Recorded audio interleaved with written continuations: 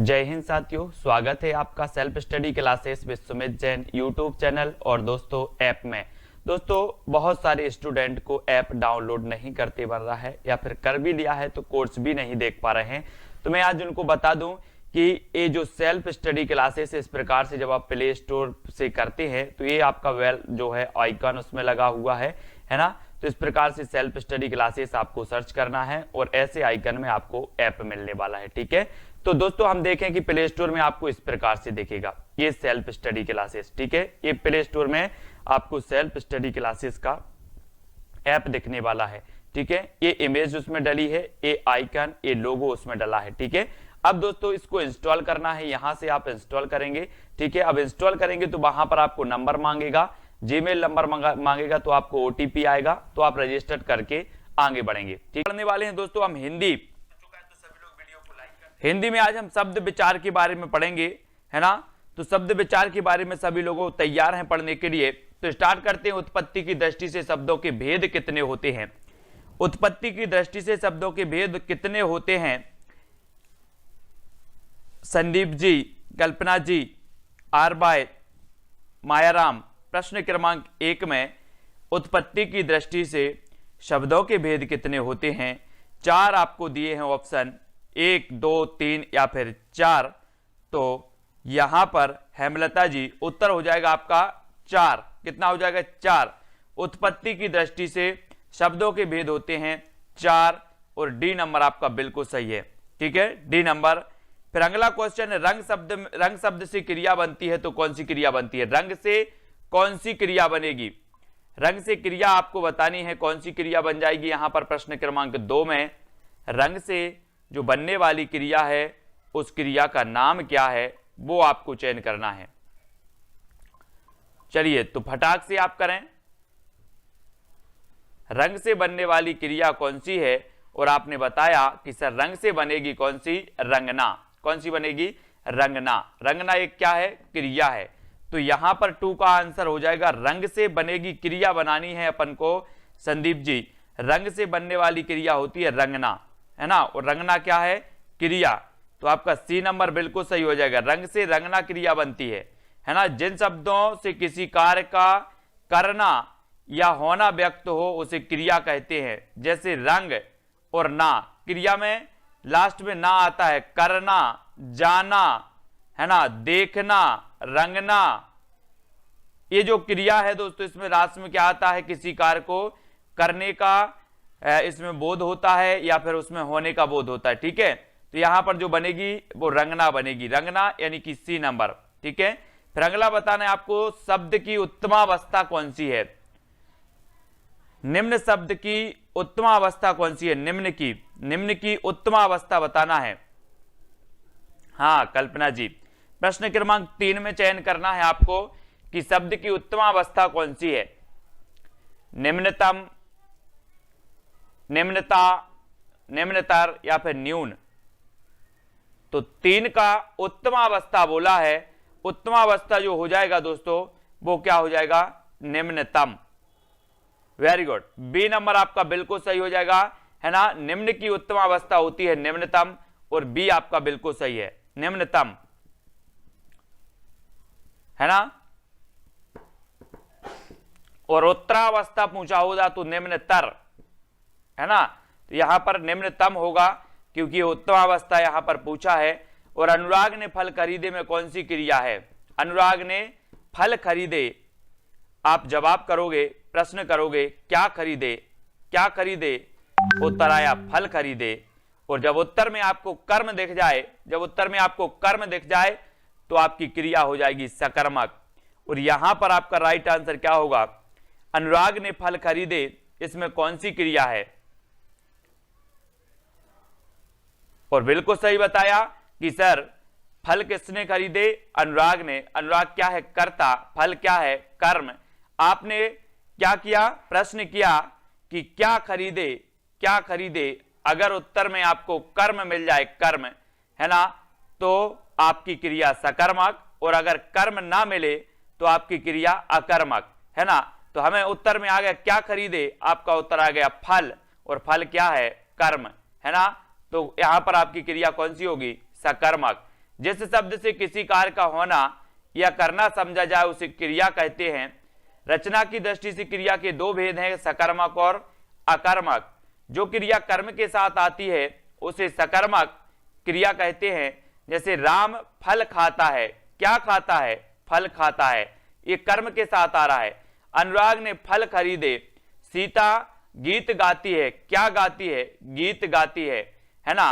क्या खरीदे? फल खरीदे। यानी कि आपको उत्तर में मिल रहा है, कर्म उत्तर में आ रहा है, तब आपकी सकर्मक क्रिया होगी।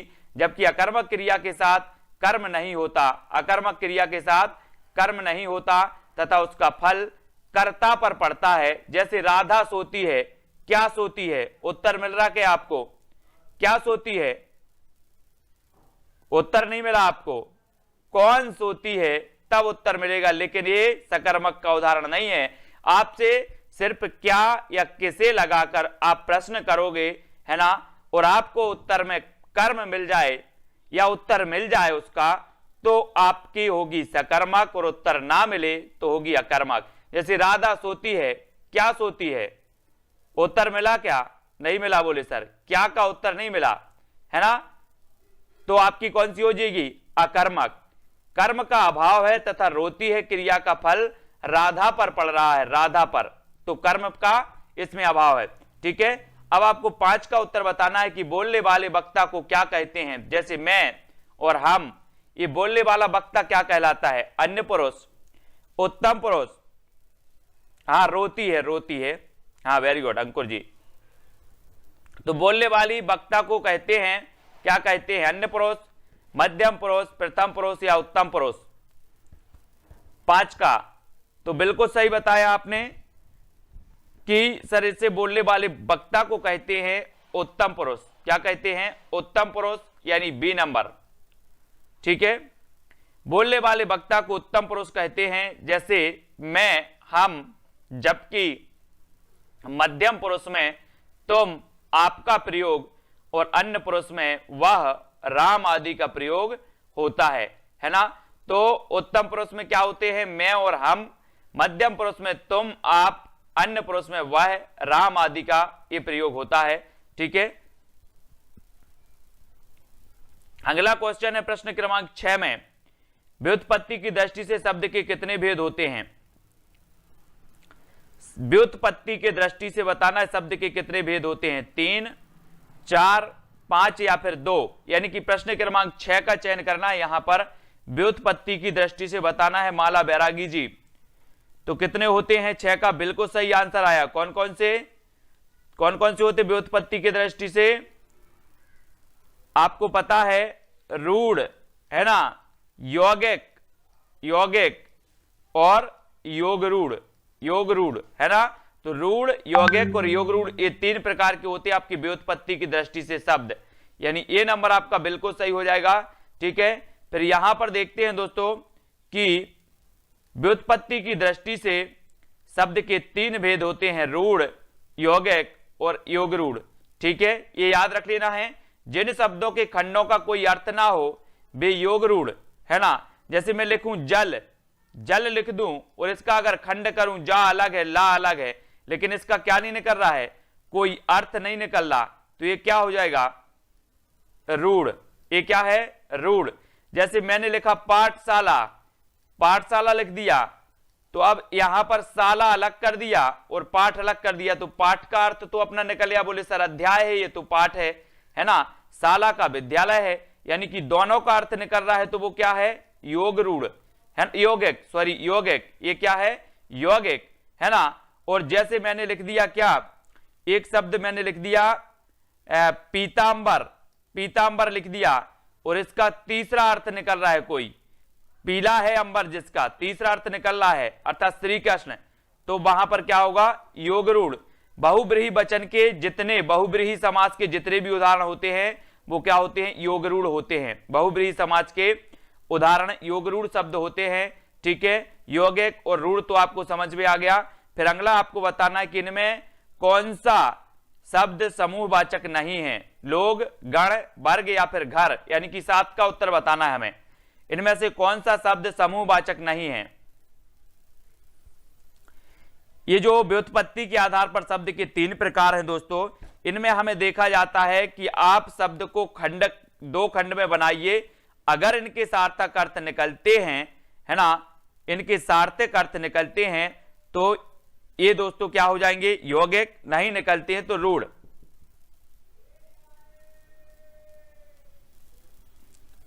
ठीक है, तो इसको याद रखेंगे। इनमें से कौन सा शब्द समूहवाचक नहीं है, तो समूहवाचक नहीं है घर। कौन सा नहीं है, घर। घर समूहवाचक नहीं है, डी नंबर बिल्कुल सही है।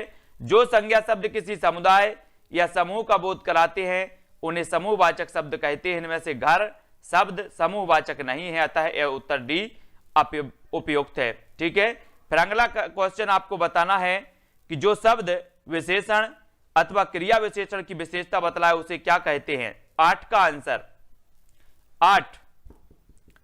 जो शब्द विशेषण और क्रिया विशेषण की भी विशेषता बता रहा है, क्रिया की विशेषता बताने वाले क्रिया विशेषण और क्रिया और दोस्तों विशेषण की अथवा क्रिया विशेषण की विशेषता जो बतलाएं वो क्या कहलाते हैं।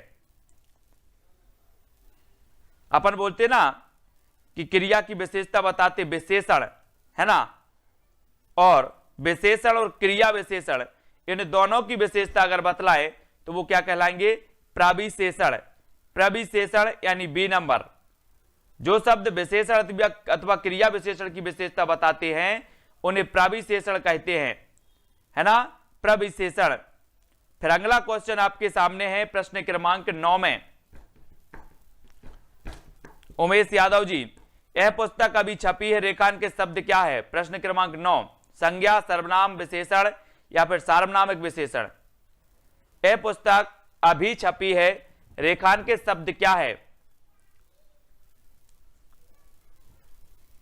तब यहां पर आपका बिल्कुल सही आंसर हो जाएगा, कौन सा हो जाएगा, डी नंबर, सार्वनामिक विशेषण। कौन सा हो जाएगा, सार्वनामिक विशेषण, डी आपका सही हो जाएगा। ठीक है, सार्वनामिक विशेषण, यह पुस्तक अभी छपी है, यह जो है सार्वनामिक विशेषण होगी, डी नंबर। उक्त वाक्य में रेखांकित शब्द सार्वनामिक विशेषण है जब कोई सर्वनाम शब्द संज्ञा शब्द के पहले आए तथा वह विशेषण शब्द की तरह संज्ञा की विशेषता बताए, उसे सार्वनामिक विशेषण कहते हैं, है ना। कि जैसे यह है, यह सर्वनाम है, पुस्तक क्या है, संज्ञा है, और इस संज्ञा के पहले क्या आ गया, सर्वनाम आ गया, और यह सर्वनाम क्या कर रहा है कि दोस्तों संज्ञा की क्या कर रहा है, विशेषता बता रहा है यहां पर। ठीक है, तो वे क्या कहलाएंगे, सार्वनामिक विशेषण, है ना। तो याद रखो, पेड़ से पत्ते गिरते हैं, रेखांकित शब्द में कारक भी की विभक्ति पहचानना है हमें।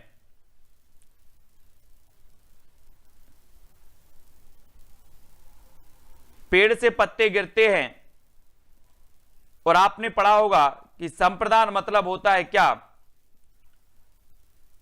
अलग होना, है ना।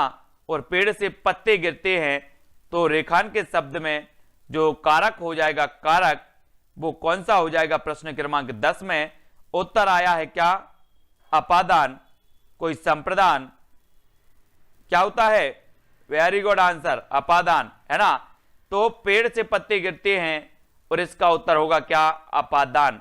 ठीक है, संज्ञा के जिस रूप से एक वस्तु का दूसरी से अलग होना पाया जाता है वो कहलाता है दोस्तों अपादान। क्या कहलाता है, अपादान, है ना। यानी कि आपका जो सी नंबर है वो बिल्कुल सही हो जाएगा। लेकिन अलग होने के लिए पेड़ से पत्ते गिर रहे हैं तो अपादान आपका बिल्कुल सही है, अपादान,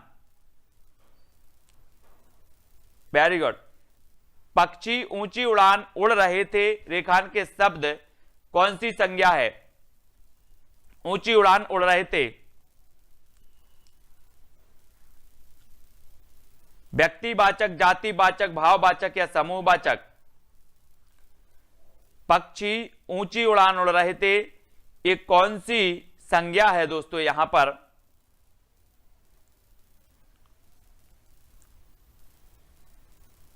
बोले सर व्यक्तिवाचक तो है ही नहीं।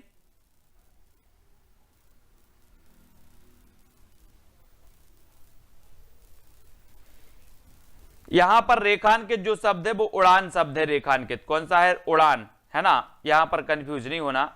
अपादान से जुदाई होता है, वेरी गुड, अपादान से जुदाई होता है, अपदान से। और उड़ान ये है, उड़ान ये रेखांकित है, और उड़ान में हमें बताना था, तो उड़ान में भाववाचक है। कौन सी है? भाववाचक, है ना, भाववाचक।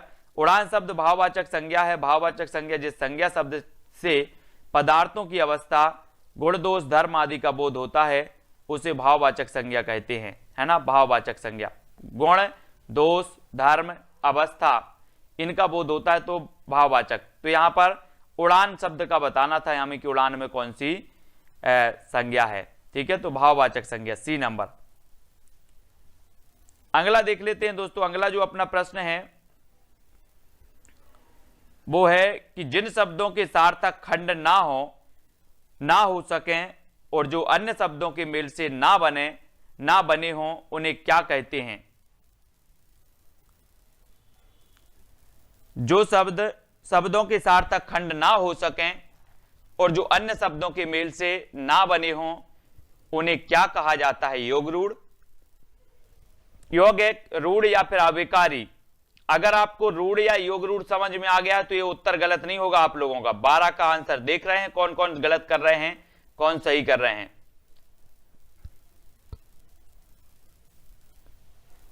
तो विकास जी, प्रश्न क्रमांक 12 में जीएस की क्लास होती है अभी 4 बजे। विक्की जी, जिन शब्दों के सार्थक खंड ना हो सकें और जो अन्य शब्दों के मेल से ना बने हों उन्हें क्या कहते हैं? तो लगभग सभी लोगों ने बिल्कुल सही बताया कि सर उन्हें कहते हैं रूढ़। और रूढ़ शब्दों के सार्थक खंड नहीं हो सकते, है ना, और ये अन्य शब्दों के मेल से नहीं बनते, है ना, ये वर्णों के मेल से बनते हैं, अन्य वर्णों के, है ना, और इनके कोई सार्थक खंड नहीं होते रूढ़ शब्दों के। तो आपका सी आंसर क्या हो जाएगा? C number. ठीक है, हां, अविकारी तो अव्यय होते हैं, बिल्कुल होते हैं अविकारी। जो शब्द अन्य शब्दों के योग से ना बने हों और किसी विशेष अर्थ को प्रकट करते हों तथा जिनके टुकड़ों का कोई अर्थ नहीं होता वे रूढ़ कहलाते हैं। जो शब्द कई सार्थक शब्दों के मेल से बने हैं वे कहलाते यौगिक, है ना, और वे शब्द जो यौगिक होते हैं किंतु समान अर्थ को ना प्रकट कर किसी विशेष अर्थ को प्रकट करते हैं योग रूढ़ कहलाते हैं। जिन शब्दों को रूप में कभी कोई परिवर्तन नहीं होता उन्हें अविकारी शब्द कहते हैं, यह भी आपको पता है। ठीक है, और अव्यकारी क्या होते हैं? अव्यय, अव्यय होते हैं, इनमें विकार नहीं होता।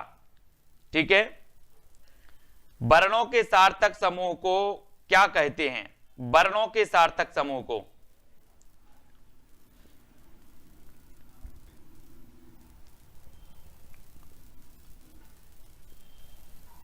वर्णों के सार्थक समूह को कहते हैं दोस्तों क्या? शब्द, शब्द कहते हैं। 13 में बिल्कुल सही है। एक या अधिक वर्णों से बनी हुई स्वतंत्र सार्थक ध्वनि शब्द कहलाती है ना। कल किस प्रकार का शब्द है? कल, कल बताना है दोस्तों। अब ये भी क्वेश्चन गलत नहीं होगा अगर आपको रूढ़ योग रूढ़ समझ में आ गया है। लोकेंद्र जी 14, कल किस प्रकार का शब्द है?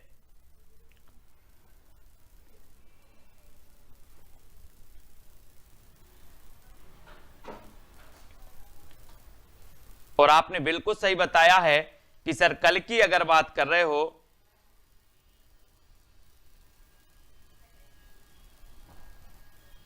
आ जाएगा समझ में आर भाई। कल किस प्रकार का शब्द है? तो कल कैसा है? रूढ़, है ना, रूढ़ यानी कि रुचि पांडे जी 14-13 का बताया आपने, वेरी गुड। हेमलता सिंह जी योग रूढ़ क्यों बोल रहे हैं आप? आर भाई देखो रूढ़ शब्द कौन होते हैं? जैसे मैंने यहां पर लिखा कल, कल लिख दिया, ठीक है। यहां पर मैंने लिख दिया पाठशाला, पाठशाला, ठीक है। और यहां पर मैंने लिख दिया क्या? यहां पर क्या लिख दें? दशानन, दशानन लिख दिया, ठीक है। तो यहां पर देखो कि ये जो कल है अगर इसकी हम खंड कर दें, ऐसे खंड कर दें, ये ला अलग हो गया, का अलग हो गया, तो ला का कुछ अर्थ निकल रहा क्या? बोले सर नहीं निकल रहा। का कर निकल रहा, नहीं निकल रहा। अगर इनके कोई सार्थक खंड नहीं हो सकते, यानी कि इनके खंड करने पर इनके अर्थ नहीं निकलते, तो ये होते हैं रूढ़। ये क्या होते हैं, रूढ़। अब जैसे पाठशाला है, इसके सार्थक खंड हो सकते हैं, जैसे पाठ एक, इसका एक अर्थ होता है पाठ का, शाला का भी एक अर्थ होता है, यानी कि दोनों के अर्थ निकल रहे, तो ये क्या कहलाती है, यौगिक, है ना। दशानन, दशानन में क्या होता है, दशानन में होता है दोस्तों कि इसका एक विशेष अर्थ निकलता है, तीसरा अर्थ निकल रहा है ना। 10 हैं आनंद जिसके, अर्थात रावण के, तीसरा अर्थ निकल रहा है, ठीक है। तो इस प्रकार से काल रूढ़ है, पाठशाला यौगिक है, दशानन योग रूढ़ है ना। और योग रूढ़ के जितने उदाहरण होते हैं वो बहुब्रीहि समास के होते हैं, ठीक है, ये भी आपको याद रख लेना। तो अगला क्वेश्चन देखो, कौन सा शब्द विकल्प सूचक है, क्योंकि, लेकिन, अथवा या तथा, विकल्प सूचक शब्द कौन सा है।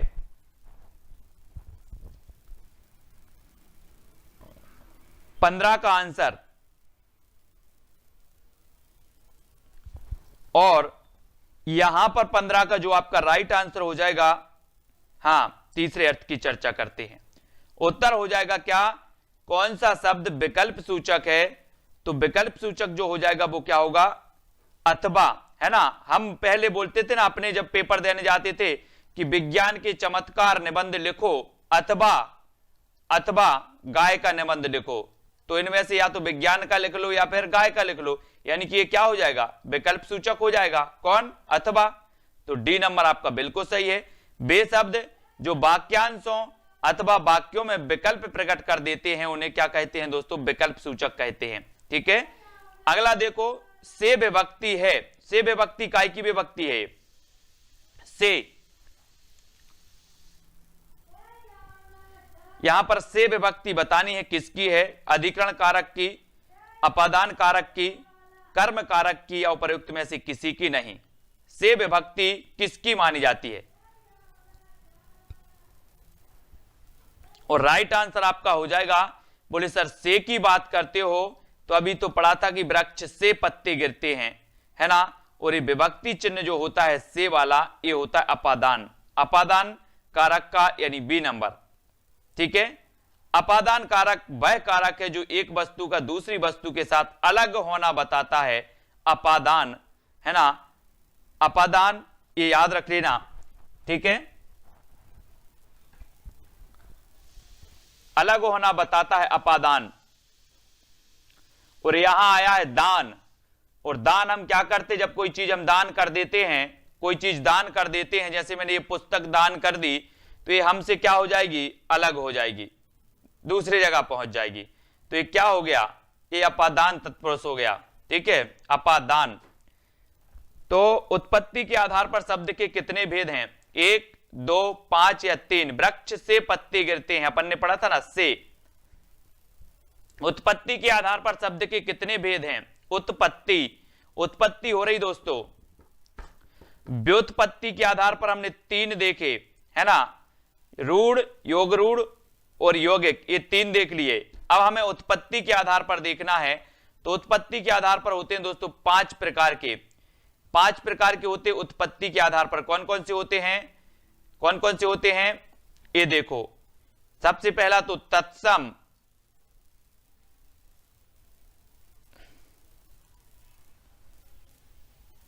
पांच नहीं, पांच भी नहीं है, 4 होते हैं, 4 उत्पत्ति के आधार पर 4, तत्सम, तद्भव, देशज और विदेशी, 4 होते हैं, 4। डी नहीं लगाना इसको, कितने होते हैं अंकुर जी, उत्पत्ति के आधार पर 4, तत्सम, तद्भव, देशज और विदेशी, है ना। हाँ, 4 होते हैं, ठीक है, 4 उत्पत्ति के आधार पर 4, व्युत्पत्ति के आधार पर 3।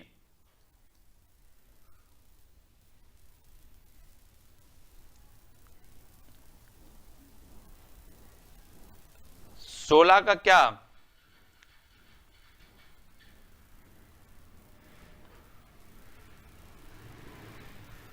से विभक्ति चिन्ह अपादान कारक की तो है।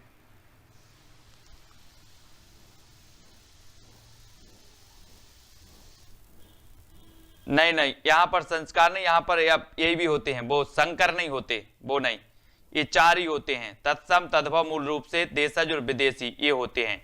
ठीक है, 4 नंबर। अब यहां पर देखो कि शिक्षा खालिस्तान मनुष्य को ऊपर उठाती है, इस वाक्य में उचित निपात को रिक्त स्थान में भरिए। मूल रूप से 4 ही होते हैं। ठीक है, शिक्षा खालिस्तान मनुष्य को ऊपर उठाती है, इस वाक्य में उचित निपात को स्थान में भरिए।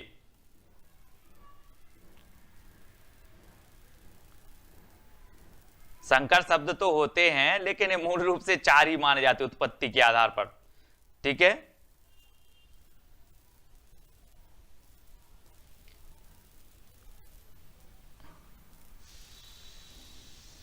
विभक्ति पूछा, विभक्ति से विभक्ति चिन्ह, जुदाई नहीं, से विभक्ति भी अपादान से, करण से भी आता है, अपादान से भी आता है।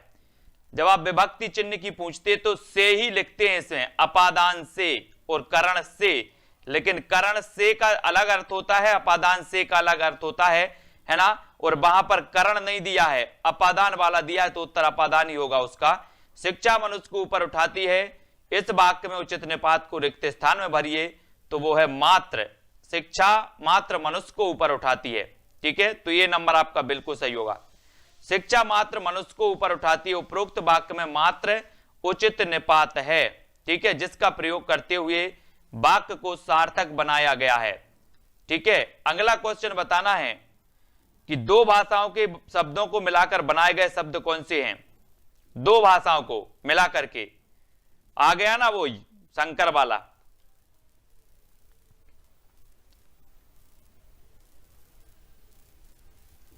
तो 19 का जो आंसर होगा कि 2 भिन्न भाषाओं के शब्दों को मिलाकर बनाए हुए जो शब्द हैं वो संकर हैं। कौन से हैं? संकर, यानी बी नंबर। ठीक है, बी नंबर। वर्ण संकर शब्द ऐसे होते हैं जो पूर्णतः किसी एक भाषा के बोली ना होकर 2 भाषाओं के शब्दों के मेल में निर्मित होते हैं, जैसे हिंदी फारसी के हो गए, चमकदार, मोमबत्ती, इस प्रकार से, है ना। तो ये संकर शब्द होते हैं कुछ जो विभिन्न भाषाओं से मिलकर के बनते हैं। ठीक है,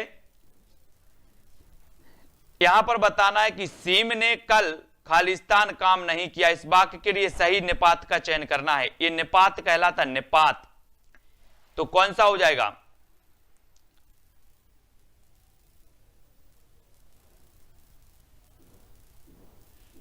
उत्तर होगा इसका, हाँ, सी नंबर, संकर, ए वाला संकर है। वेरी गुड, ए वाला संकर है। 19 में 2 भाषाओं के सा वाला, है ना, यहीं पर भी कंफ्यूज हो जाते, ये सी नंबर होगा आपका। ठीक, संकर। सीम ने कल भी काम नहीं किया, कल भी काम नहीं किया, डी नंबर आपका यहां पर सही होगा, डी। ठीक है, 20 का कल ही नहीं, कल भी काम नहीं किया। हाँ, ठीक है, निपात ऐसे अव्यय होते हैं जिनका प्रयोग किसी शब्द वाक्य में शब्द पर बल देने के लिए किया जाता है, निपात कहलाते हैं। निपात भी अब पढ़ लेना, शब्द पर बल देने के लिए। कल भी काम नहीं किया उसने, अपन बोलते कल भी काम नहीं किया उसने, है ना। यूं तो निपात का कोई स्वतंत्र अस्तित्व नहीं होता, परंतु जब ये निपात संज्ञा, सर्वनाम, क्रिया और विशेषण के साथ अगर जुड़ जाए तो वाक्यों को क्या बना देते हैं? प्रभावशाली, गहरा बना देते हैं, है ना। कुछ प्रमुख निपातों के उदाहरण निम्नानुसार हैं। ये निपात कहलाते, निपात पढ़ लेना दोस्तों, कम ही लोगों पर बनते हैं निपात। बोले निपात क्या बलाय आ गई, है ना। ये निपात कौन कौन से? देखो, तक, भी, मात्र, केवल, ही, भर, सी, तो, अतः, तो ये आते हैं, ये निपात कहलाते हैं। अब आपको एक वाक्य दिया जाएगा और आपको पूछा जाएगा कि निम्न में से बताइए इसमें निपात कौन सा है, तो निपात आपको बताना होता है। तो आपको याद रख लेना है कि तक, भी, मात्र, केवल, ही, भर, सी, तो ये निपात कहलाते हैं जो वाक्य को प्रभावशाली बना देते हैं, है ना। बड़ई ने मेज खालिस्तान बनाई है, इस वाक्य में उचित निपात का चयन करना है। तो कैसी बनाई है? ठीक, करीब, लगभग या शायद।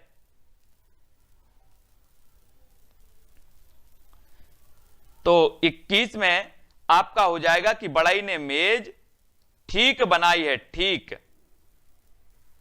ठीक है, ये सॉरी ठीक, ए नंबर, ठीक बनाई है, ये नंबर सही होगा। ठीक है, निपात वह अव्यय होते हैं जिनका कोई पृथक अस्तित्व नहीं होता, परंतु इनका प्रयोग किसी शब्द पर बल देने के लिए किया जाता है। ठीक है, तो इनको हमें याद रखना है। फिर देख लेते हैं और भी महत्वपूर्ण है जो सरस्वती विद्यालय 12वीं कक्षा खाली स्थान है, इस वाक्य में उचित निपात लगाना है। सरस्वती विद्यालय 12वीं कक्षा नहीं है, तक है, भोपाल है या फिर मैं है।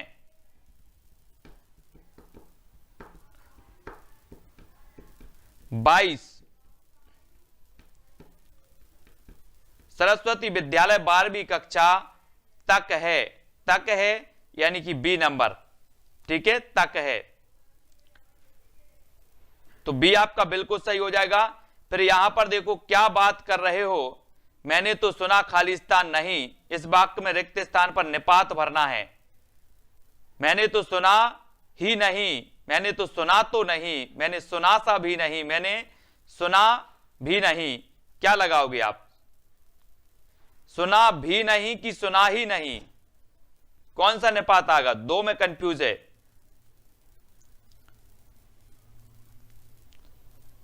प्रश्न क्रमांक 23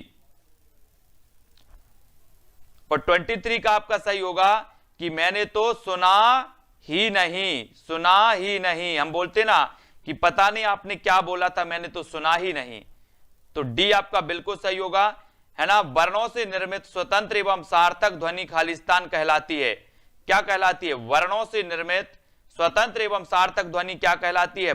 24 का आंसर बताना है। और अनुपम जी, संगीता जी, उत्तर आपका सही होगा। बोले सर वर्णों से निर्मित स्वतंत्र तथा सार्थक ध्वनि कहलाती है क्या? शब्द कहलाती है, शब्द, शब्द यानी बी नंबर। ठीक है, बी आपका बिल्कुल सही होगा। नीचे दिए गए वाक्य में प्रयुक्त निपात शब्द को बताइए। मेरे तो गिरधर गोपाल, दूसरा ना कोई। इसमें हमें चयन करना है कि इसमें निपात बताना है। ऐसे क्वेश्चन पूछे जाते हैं दोस्तों, इसमें निपात बताना है आपको। क्या होगा निपात? निम्न नीचे दिए गए वाक्य में प्रयुक्त निपात शब्द को बताइए। अब आप लोग निपात समझ गए होंगे कि निपात क्या कहलाते हैं, है ना। तो मेरे तो गिरधर नागर, दूसरा ना कोई, इसमें निपात कौन सा होगा? 25। संदीप जी बिल्कुल सही, मतलब आप लोग निपात समझ गए हैं क्या होते निपात, है ना। जो ठीक है, तो उत्तर हो जाएगा हाँ, डेली होती है। तो होता है तो, है ना। ये जो तो है ये क्या है? निपात। मेरे तो गिरधर नागर, वाक्य को प्रभावशाली बना दिया गया। मुझे नहीं लगता कि अब कभी निपात आए और आप गलत करके आओगे, नहीं हो सकता गलत। रचना के आधार पर शब्दों के खालिस्तान भेद होते हैं। रचना के आधार पर शब्दों के भेद बताना है। प्रश्न क्रमांक 26, रचना के आधार पर शब्दों के भेद होते हैं तो कितने होते हैं? और 26 में हमें चयन करना है। और आपका बिल्कुल सही आंसर क्या होगा?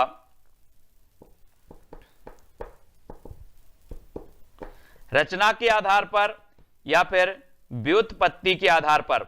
व्युत्पत्ति या रचना के आधार पर आपका ए नंबर बिल्कुल सही हो जाएगा। ए नंबर, रूढ़, यौगिक और योग रूढ़। ठीक है, तो ए आपका बिल्कुल सही है, ए नंबर। ठीक है, ये रचना के आधार पर होते हैं शब्दों के प्रकार, इनको याद रखिएगा। और अगला क्वेश्चन यहां पर बताना है कि एक या एक से अधिक वर्णों से बनी हुई स्वतंत्र सार्थक ध्वनि शब्द कहलाती है। रचना के आधार पर शब्दों के 3 प्रकार होते हैं, रूढ़, यौगिक और योग रूढ़।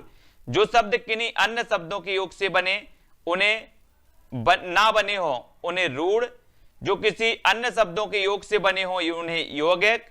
ठीक है, जबकि ऐसे शब्द जो यौगिक तो हैं किंतु सामान्य अर्थ को प्रकट ना करते हुए भी किसी विशेष अर्थ को प्रकट करते हैं वे योग रूढ़। ठीक है, इसको आपको चयन करना है। फिर अगला क्वेश्चन है आपका, दादाजी के चित्र को खालिस्तान उतारो। दादाजी के चित्र को खालिस्तान उतारो, इसमें सही निपात बताना है।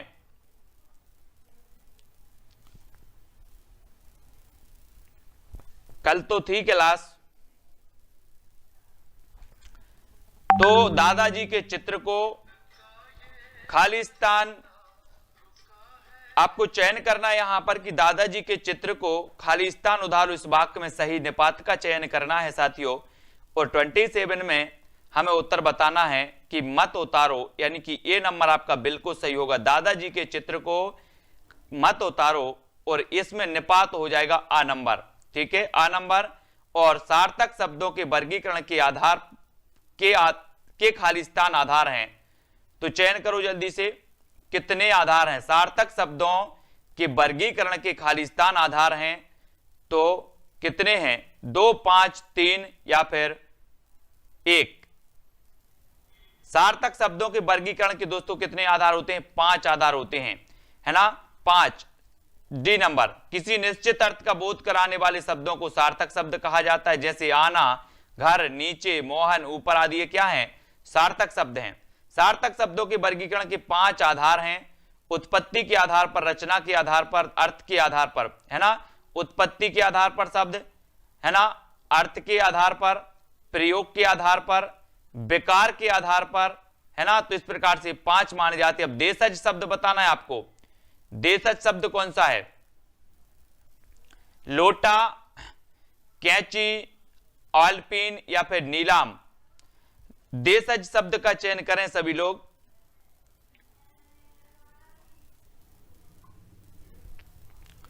उत्तर आपका बिल्कुल सही होगा, लोटा, ठीक है,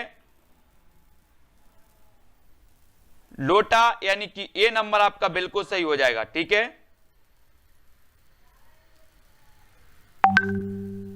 लोटा आपका सही है, ये देशज शब्द है, ये आपका बिल्कुल सही है, ठीक है।